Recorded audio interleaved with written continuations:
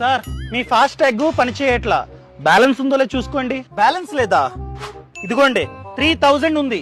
అయితే మా scanner they problem అనుకుంటా. సర్లే సార్, క్యాష్ ఇచ్చేయండి. ఇంకా ఏంటి సార్ క్యాష్ ఇచ్చేది? గవర్నమెంట్ రూల్ ప్రకారం మా వ్యాలెట్ లో డబ్బు ఉండి మీ స్కానర్ కనుక పని చేయకపోతే మేము ₹1 కూడా కట్టాల్సిన అవసరం లేదు. మీరు గేట్ ఎత్తితే నేను వెళ్ళిపోతా.